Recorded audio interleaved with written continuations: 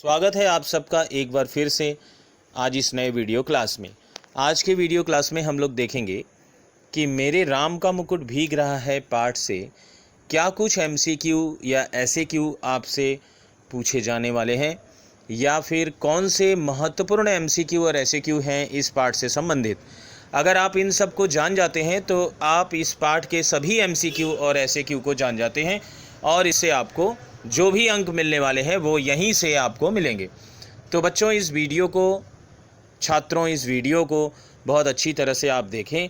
यहाँ पर मैंने बहुत अच्छी तरह से आपको स्क्रीन पर लिख कर और उसके सारे ऑप्शंस देकर लिख दिया हूँ और आप यहाँ से देखकर आप प्रश्न को और उत्तरों को जान सकते हैं। साथ ही साथ मैं आपको उत्तर बताते भी चल रहा हूँ ताकि आपको कोई दिक्कत ना हो। चलिए शुरू करते हैं आज के क्लास को। मेरे राम का भीजे मुकुटवा किस प्रकार का गीत है? मांगलिक अवसर पर गाया जाने वाला गीत, लोकगीत, जांत पर अनाज पीसते समय का गीत या प्रातःकाल गाया जाने वाला गीत। तो इसका उत्तर होगा पहला, मांगलिक अवसर पर गाया जाने वाला गीत। दूसरा प्रश्न है, मेरे राम का मुकुट भीग रहा है किस कोटि का निबंध है?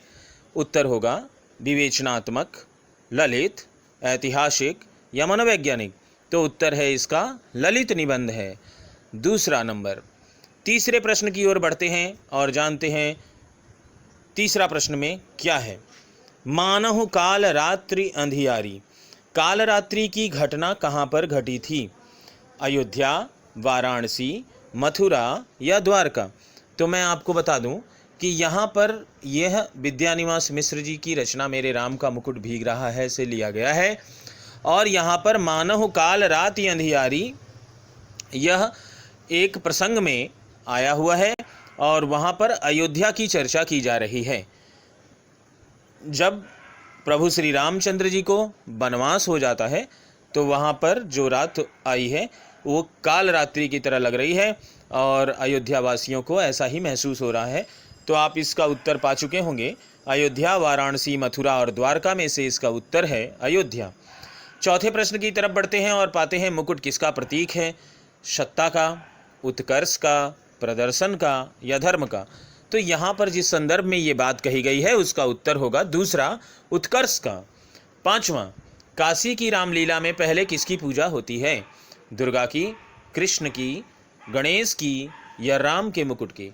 तो मैं बच्चों आपको बता दूं कि यहाँ पर काशी की रामलीला में हमेशा प्रत्येक वर्ष एक विशेष मुहूर्त में उस रामलीला में जो राम बने हैं उनको जो मुकुट पहनाया जाएगा उस नाटक या लीला में, उस मुकुट की एक विशेष मुहूर्त में पूजा की जाती है और उस पूजा करने का अर्थ यह होता है कि मुकुट पहनाकर राम राज्य स्थापित किया जाता है।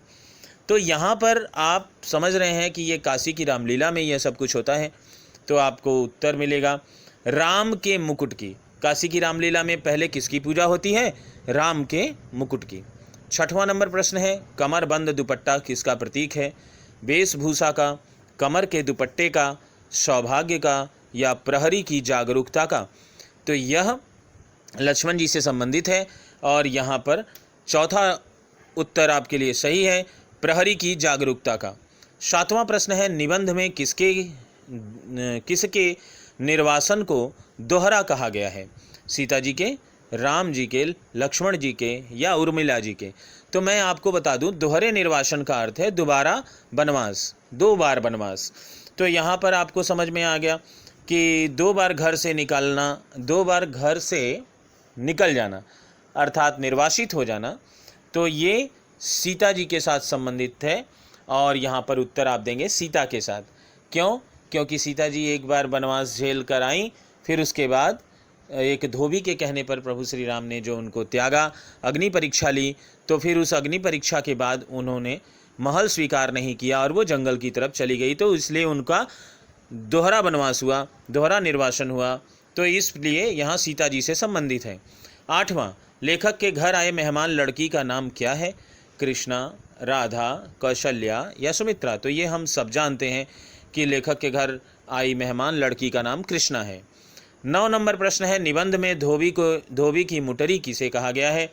तो मेहमान लड़की को, दादी नानी को, सीता को या लेखक की पत्नी को? तो उत्तर है 1 नंबर, मेहमान लड़की को। तुलसीदास ने कानन की तुलना किससे की है? काशी से, गया से, द्वारका से या फिर अयोध्या से? तो मैं फिर से एक बार बता दूं, यहाँ तुलसीदास जी ने कानन की तुलना अयोध्या से की है। 11, मेहमान लड़की और लेखक का लड़का कहाँ गए थे? जो मेहमान लड़की लेखक के घर आई थी और लेखक का छोटा बेटा वो कहाँ चले गए थे जिसके कारण लेखक चिंतित हो उठे? तो क्या बाजार घूमने, संगीत सुनने, नाटक देखने या प्रदर्शनी देखने? तो इसका उत्तर है संगीत कार्यक्रम सुनने के लिए। नेक्स्ट क्वेश्चन है, सीता जी ने अपने शिशुओं को जन्म दिया था कहाँ? सीता जी के 2 बच्चे लव और कुश कहाँ पैदा हुए थे? अयोध्या में, पंचवटी में, जंगल में या मिथिला में? तो आपको उत्तर देना होगा जंगल में। नेक्स्ट, विद्यानिवास मिश्र जी का जन्म कब और कहाँ हुआ था? मैं बता दूं कि अभी जो प्रश्न आप 1 से लेकर 12 तक देखे वो सारे के सारे MCQ थे। ये ऐसे क्यों हैं, ऐसे क्यों आप समझ लें, देख लीजिए कैसे पूछा जाता है और यहाँ पर आपको नंबर मिलेंगे और इसका उत्तर इस तरह से लिखना होता है। यहाँ कोई ऑप्शन नहीं होता, प्रश्न आपसे केवल पूछे जाएंगे, उत्तर आपको लिखने होते हैं। विद्यानिवास मिश्र जी का जन्म कब और कहाँ हुआ था? तो विद्यानिवास मिश्र जी का जन्म 14 फरवरी 1926 में गोरखपुर जिले के पकड़डीहा गांव में हुआ था। नेक्स्ट क्वेश्चन और 14वां क्वेश्चन है, विद्यानिवास मिश्र के कुछ प्रमुख निबंध संग्रह के नाम बताएं। तो उत्तर होगा लागो रंगहरी, तुम चंदन हम पानी, आंगन का पंछी और बंजारा मन, तुलसी मंजरी, चितवन की छाँ, मेरे राम का मुकुट भीग रहा है। तो यहाँ पर आपको इन निबंध संग्रहों के नाम मैंने बताए, लेकिन आपसे कोई 1 या 2 पूछे जाएंगे तो आपको उसी हिसाब से उत्तर देने हैं, इस बात को आप ध्यान रखें। और अगला क्वेश्चन है, विद्यानिवास मिश्र का निधन कब और कहाँ हुआ? इनकी मृत्यु 14 फरवरी 2005 ईस्वी को हुई। ठीक है, वो कब कहाँ नहीं है, कब है वो थोड़ा सा लिखने में मिसप्रिंट हो गया है, मिस्टेक हो गया है, तो आप उसको समझ लें। और इस प्रकार से आपने जो भी कुछ देखा ये सारे के सारे प्रश्नों के उत्तर हैं और इसी प्रकार आपसे MCQ और SAQ प्रश्न पूछे जाते हैं। अगर आप इन प्रश्नों का उत्तर देते हैं तो आपको नंबर मिलते हैं और वो नंबर जो होते हैं वो एकदम परफेक्ट नंबर होते हैं। यानी 1 MCQ राइट हो गया तो आपको 1 नंबर पूरा मिलेगा, उसमें कोई काट छांट की आवश्यकता नहीं है या काटे छाटे नहीं जाते। तो इस प्रकार बच्चों देखते हैं कि अगर आप MCQ और SAQ का ध्यान बहुत अच्छी तरह से रखते हैं तो आपको अपने विषय में स्कोर करने में बहुत आसानी होगी और आप अपने विषय को बहुत अच्छे अंकों से पास कर पाएंगे। तो चलिए मिलते हैं नेक्स्ट वीडियो में एक नए चैप्टर के साथ, जहां फिर से जानेंगे उस चैप्टर के MCQ और SAQ।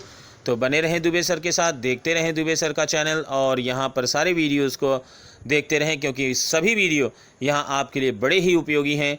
आप अगर देखते रहेंगे तो आपके अंक बहुत अच्छे आने वाले हैं, इस बात में कोई संदेह नहीं है। धन्यवाद, स्वस्थ रहिए, सुरक्षित रहिए और बने रहें दुबे सर के